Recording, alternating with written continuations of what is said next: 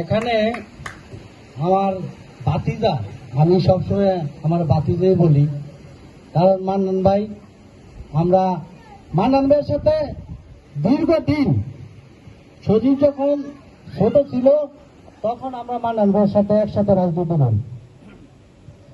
কিন্তু ওই সময় মান্নান ভাই আমাদেরকে অনেক কিছু দায়িত্ব দেয়, কিন্তু দায়িত্বটা পাইলে রাক্ষস। ওই রাক্ষসের কারণে মানে আমরা কিছু আগাইতে পারি নাই, আমাদের কাছে আমরা কিছু পাইও নাই।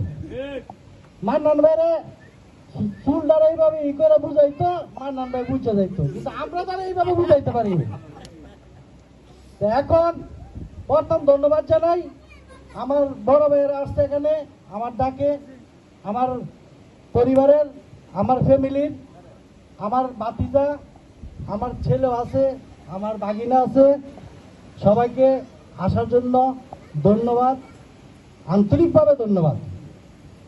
আর আমার ডাকে এখানে আমরা বলছি, আমার ভাতিজারা বলছি, আমার ভাতিজা আমার ডাকে সাড়া দিতে, তাকে ধন্যবাদ জানাই। কিন্তু এখানে সবাই বলছে আমারে, মানে আমি আগে ডাকলাম না কেন? ডাকি নাই, ডাকছি, কিন্তু সবাই তো কাজ কাম করে, কিন্তু কাজের ফাঁকে ফাঁকে আমাদের ফ্যামিলিতে প্রত্যেকটা লোকে বিএনপি করে, কিন্তু একটা প্ল্যাটফর্মে আসে না, মানে একজনের দ্বারাতে আসে না। দুজন যায় অমুকের সাথে, দুজন যায় অমুকের সাথে, দুজন যায় অমুকের সাথে, ওগুলোর গুছিয়ে নিয়ে আসার জন্য আমাদের একটু লেট হয়ে গেছে। কিন্তু সবাই কিন্তু বিএনপি করে। আপনারা 2000 সালে দেখেন, তাই না? মানে যারা আছে প্রত্যেকে বিএনপির অন্তঃস্থল। কেউ বলবো না আমাদের আওয়ামী লীগ করে, হয়তো আমাদের শুধু খালি একটা ভাই কামাল, হ্যাঁ একটু রাজনীতির মধ্যে তেমন একটা শত্রুও না, তারপরে নিজের ফ্যাটটা কোনো সালা রাখছে, এই আমার ভাইয়ের একটা আর কেউ আমার ফ্যামিলিতে আওয়ামী লীগ করে না, জাতীয় পার্টি করে না, সবাই করে বিএনপি। কিন্তু বিএনপি করে সত্য আমরা অবহেলিত। কারণ হচ্ছে গিয়া আমরা একসাথে একজনের নেতৃত্বে যাইতে পারি নাই বোধহয়। আমি যাই, আমি নেতৃত্ব দেই, কিন্তু অন্যরা আমার মানে না যে তা না, মান্নান ভাইও মানে, সজীব ভাতিজাও মানে, আমাদের সাথে যারা আছে তারাও আমাকে ইজ্জত করে, সম্মান করে। কিন্তু আমি বলতে চাই, আমাদের ফ্যামিলির, আমাদের পরিবারের, আমাদের গোষ্ঠীর সবাই ইনশাল্লাহ আমরা মান্নান ভাইয়ের সাথে একসাথে হাতে হাত রেখে, কাঁধে কাঁধ রেখে সবাই মান্নান ভাইয়ের পক্ষে। একজনের দুজনের নেতৃত্বে, যেমন আমার বড় ভাই শাহ আলম আছে, ওই যে ওই জাভেদ আছে, মামুন আছে, ওই যে মুফাজ্জল আছে, তারপর ওই যে সেলিম আছে, ওরা সবাই বলছে, বলে কাকা যাক রেডি হয়েছে, আপনি থাকেন, আমরা তো আসি আপনার সাথে, আমরা আসি। সেই জন্য আমি সবার ডাকাইছি, সবাই ইনশাল্লাহ আমার ডাককে সাড়া দিছে। এখন মানে সবাই তো মনে করেন যে আসে কিছু পাওয়ার জন্য, সবাই আমার কাছে বলে, কিন্তু আমি এটা পাই না।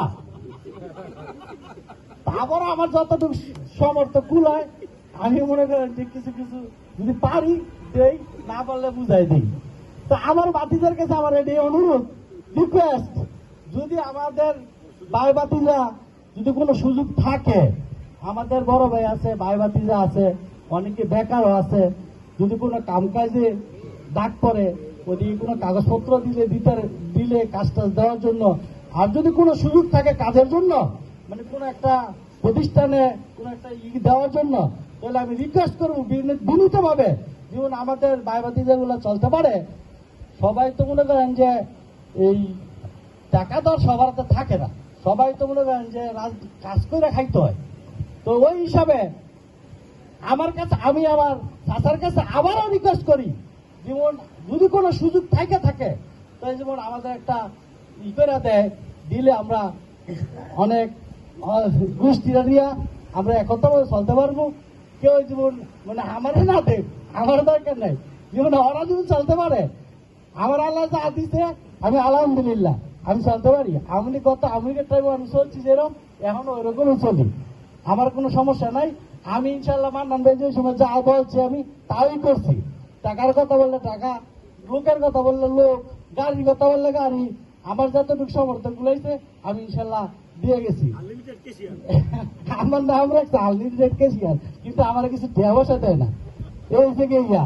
তা আমি আবারও বিনীতভাবে অনুরোধ করছি, যদি ওরা যদি কিছু একটা পায়, যদি কোনো যদি ইয়া থাকে, ইস্যু থাকে, তাহলে আমার বাতিদের কাছে রিকোয়েস্ট করে আবারও, আমার আর বক্তব্যের কিছু নাই, ইনশাল্লাহ সবাই মান্নান ভাইয়ের পক্ষে আছে নাকি?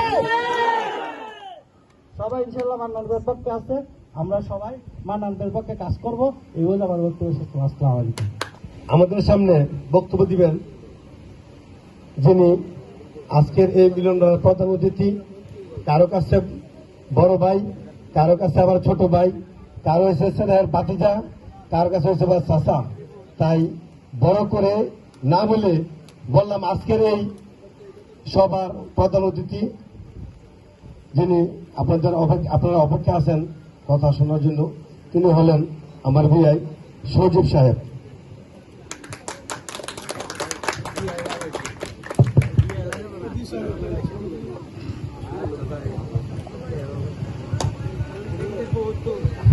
বিসমিল্লাহির রহমানির রহিম। এখানে আমরা ঘরোয়াভাবে সবাই আলোচনায় বসেছি, সবাই সবার মতো করে কথা উপস্থাপনা করেছি, যার যার মনের কথা ছিল সেগুলো এখানে বলার চেষ্টা করেছে। এর বাইরে অনেকের মনে কথা আছে যা আমি জানি, অনেকে আমাকে পর্দার আড়ালে হয়তো অনেক কিছু বলেছে যা এখানে সবার সামনে বলতে পারে না বা সবার সামনে উপস্থাপনা করতে পারে না, আমি সেগুলো শুনেছি। আসলে তার আগে আপনাদের কিছু কথা আমার উপস্থাপনা করা দরকার। আজ থেকে প্রায়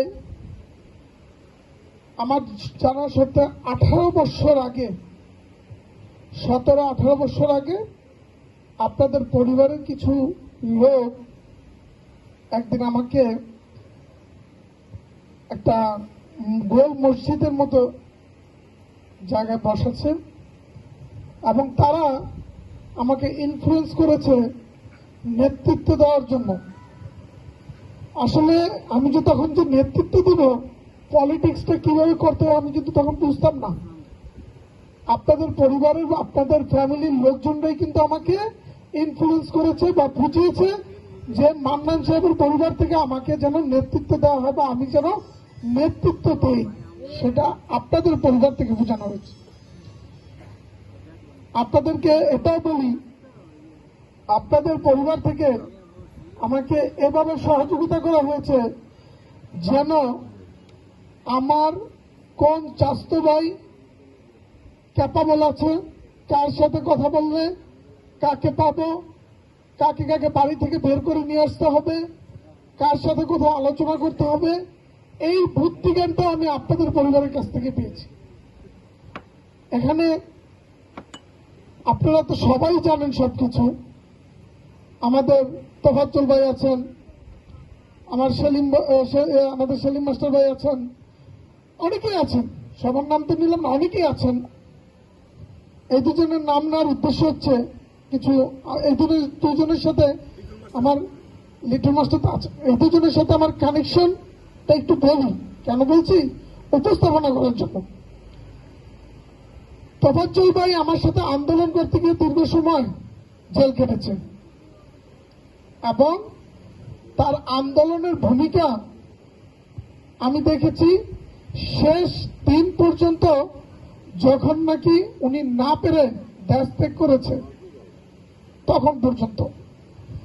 তোফাজ্জল ভাই যেদিন চলে যাবে দেশ থেকে, উনি আমাকে বলে গিয়েছে, ভাই আমি আর পারছি না, আমাকে ক্ষমা করে দিও, তোমার সাথে আমি যুদ্ধে অনেকদিন একসাথে ছিলাম, কিন্তু এখন তোমাকে একা রেখে যেতে হচ্ছে। এটা কিন্তু আসলেই বাস্তবতা, উনি কিন্তু আমাকে বলে গেছে। সেলিম মাস্টার দীর্ঘ সময় আমার সাথে ছাত্রদল করেছে, এটা তো আপনারা জানেন, জানেন না? আপনারা কি আসলে জানেন? সেলিম মাস্টার দীর্ঘ সময় আমার সাথে ছাত্রদল করেছে, নেতৃত্ব দিয়েছে আমাকে। বহু জায়গায় যেখানে আমার পূজার ভুল ছিল সে বোঝানোর চেষ্টা করেছে।